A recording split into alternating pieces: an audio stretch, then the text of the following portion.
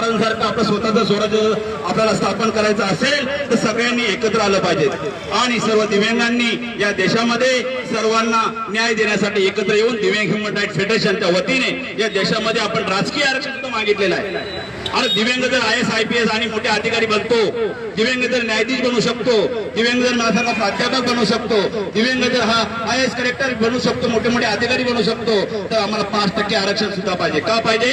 कारण नगरसेवक स्वीकृत नगरसेवक इथं जर आमचे दिव्यांग जर गेले तर ते हक्काने सभागृह चालू आहे, त्या सभागृहामध्ये आपले दिव्यांग जर नगरसेवक असते तर त्याने आपला विषय मांडला असता। आमच्या दिव्यांग भिकारी आहे का? 12,000 देता तुम्ही आम्हाला, पगार वाढवायला पाहिजे, पगार कमी करायला पाहिजे, आणि त्या ठिकाणी अजूनपर्यंत रस्ता नाहीये।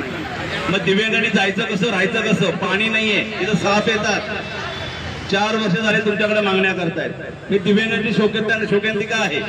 ठाणे महानगरपालिकेने जर रूम दिले तर त्यांचे प्रश्न सॉल्व्ह केले गेले पाहिजेत। त्या बिचाऱ्यांनी माझ्याकडे 6 महिने झाले त्यांनी कंप्लेंट केली आहे की दिव्यांगांना रस्ता नाही त्यांच्या घराजवळ जाण्यासाठी। ही शोकांतिका आहे ठाणे महानगरपालिकेने। ते 5,000 लोक भरले पाहिजे की नाही?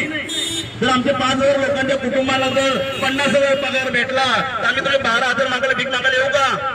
नाही ना। म्हणून दिव्यांग मंडळ फेडरेशनची मागणी आहे की आमच्या 5,000 लोकांना तत्काळ नोकऱ्या पाहिजे, ताबडतोब। तो शिवाय आम्ही उठणार नाही, बिलकुल उठणार नाही आम्ही। कारण GR आहे, कायदा आहे। मग दिव्यांगाच्या कायद्याला जर तुम्ही हरताळ भाजला असाल, तुम्ही देशाचे काय कारभार करू शकता? आम्ही मोदी सरकारला म्हणतोय, फडणवीस सरकारला म्हणतोय, आणि महापौर जे काही शर्मिला गायकवाड मॅडम असतील, आयुक्त जे काही सौरवराव साहेब असतील, यांना आम्ही विनंती करतो की तुम्ही सातत्याने आमची फसवणूक केलेली आहे 3-4 वर्षापासून। त्यामुळे आम्ही या ठिकाणी बेमुदत आक्रोश आंदोलनाला बसलेलो आहोत। आमचं असं म्हणणं आहे की जे काही नवीन नवीन बिल्डिंगा होत आहेत, क्लस्टर योजना असेल, SR योजना असेल, विविध ज्याला घरकुल योजना आहे, तर दिव्यांग कायदा काय सांगतो? 5% घरं, 5% गाळे दिले पाहिजे। दिले का तुम्हाला 5% गाळे? नाही दिले। घर दिले का तुम्हाला? आपली संघटना आरक्षण बचाव समिती पूर्ण महाराष्ट्रामध्ये जे जे आरक्षित घटक आहेत आणि ज्या ज्या आरक्षित घटकावर अन्याय होतो, त्यांना न्याय मिळत नाही, त्यांच्यासाठी आपली ही लढाई असते। आणि प्राध्यापक भरत जाधव यांनी दिव्यांग बांधवांसाठी फार मोठा लढा महाराष्ट्रामध्ये उभा केलेला आहे।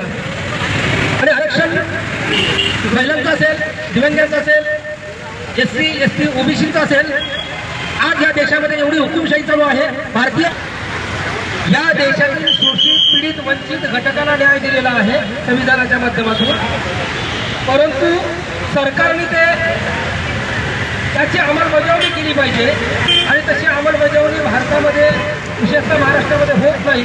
आणि म्हणून दिव्यांग आणि जेवढे SC ST OBCचे घटक आहेत त्या घटकावर अन्याय होतो। दिव्यांगासाठी 2016 मध्ये एक स्पेशल कायदा बनलेला आहे, त्या कायद्याची अंमलबजावणी पूर्णच्या पूर्ण व्हावी अशी आमच्या आरक्षण बचाव संघटनेची मागणी महाराष्ट्र आणि केंद्र सरकारकडे आहे।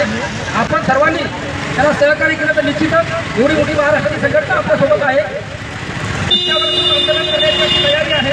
आणि सरकार हे मायबाप असतं, सरकारच्या आपण विरोधात नाही, परंतु सरकारने आम्हाला न्याय दिलाच पाहिजे। यासाठी आमचे हक्क आणि अधिकाराची लढाई आहे, संविधानाने दिलेल्या हक्क आणि अधिकाराची लढाई आहे। ही लढाई आपल्याला विजय मिळेपर्यंत लढायची आहे। आणि या लढाईला दिव्यांग बांधवांच्या ज्या मागण्या आहेत त्या मागण्याला आरक्षण बचाव समितीचा पूर्ण पाठिंबा आहे। आम्ही तुमच्या बरोबर आहोत, हा पाठिंबा देण्यासाठी मी या ठिकाणी आलेलो आहे। पोलीस प्रशासन असेल किंवा सरकारचे काही कर्मचारी असतील महानगरपालिकेचे, त्यांना मी जाहीरपणे सांगू इच्छितो की तुम्ही ऐकून घ्या, दिव्यांग बांधवांच्या पाठीमागे महाराष्ट्र आरक्षण बचाव समिती पाठिंबा देत आहे आणि त्यांच्यासाठी मोठं आंदोलन उभं करणार आहे। 2 एप्रिलला कल्याणमध्ये आरक्षण बचाव समितीचं मोठं आंदोलन होणार आहे, त्याच्यामध्ये सुद्धा आपण तुमच्या ह्या ज्या मागण्या आहेत ह्या सरकारकडे करणार आहोत।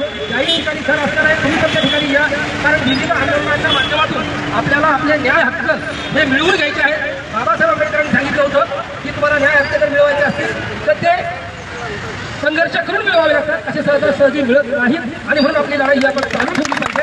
आणि या लढाईमध्ये आम्ही सर्व SC ST OBC जेवढे आरक्षित घटक आहेत हे आपल्या सोबत आहे। जय हिंद, जय महाराष्ट्र।